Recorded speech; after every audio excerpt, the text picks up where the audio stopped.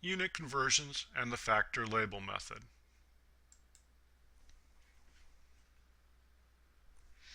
A lot of times we need to change measurements from one unit to another. An example would be from meters to kilometers or meters to miles. We use a technique to do this called the factor label method. To convert from one unit to another, or in other words perform a unit conversion, we use conversion factors. These conversion factors are based on equalities, or the fact that there are two different ways of saying the same thing.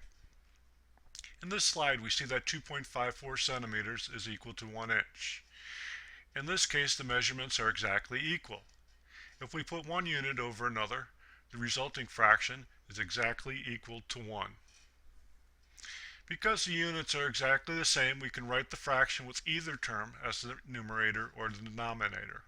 The fraction is still equal to 1.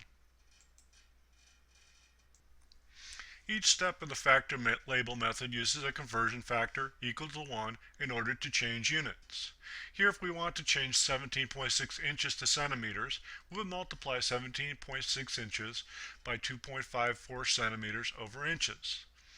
In the way the method is written out in this slide, you can substitute a multiplication sign between the numbers instead of writing it out as if writing a table.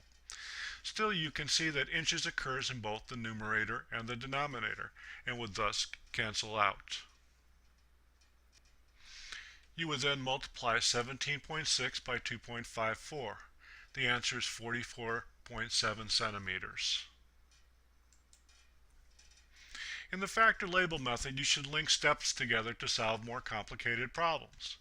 So in order to change 17.6 inches to meters, you would do the problem in two steps. First, you would convert inches to centimeters, and then from centimeters to meters. Again, note that we have set up our arithmetic so that inches cancel, then centimeters cancel, and we end up with meters. We then do the multiplication and division, where we multiply the numbers in the numerator and divide by the numbers in the denominator. The factor label method is also referred to as dimensional analysis. It is essential that you learn to use it in this class.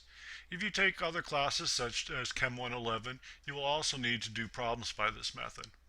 When doing problems by this method in this class, the conversion factors that you use will be limited. Since the ones you use will be limited on tests, you might as well get used to applying them in your homework. This slide emphasizes that you must use this method in this class, and many problems will require multiple steps. Also, using the correct units and writing them into your problem solutions is essential in order to avoid mistakes that would otherwise occur. On Blackboard, there are several worksheets with keys on the factor label method. You might want to go through them to make sure you have the method down before doing the homework and mastering chemistry.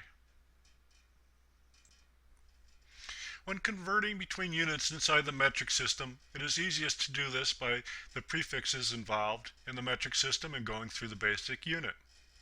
All these calculations can be done in two steps. Here we do the conversion from milliliters to deciliters. Notice that for each conversion factor, we substitute the prefix for its value. 1 milliliter is 1 times 10 to the minus third liter. 1 deciliter is 1 times 10 to the minus first liter.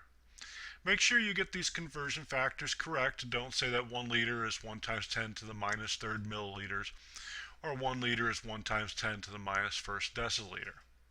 If you do, your answer will be off by multiple factors of 10.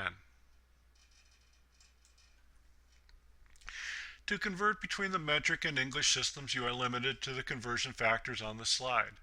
1 for mass, 1 for volume, and 1 for length. You need to know them. We will assume that all conversion factors we use are exact.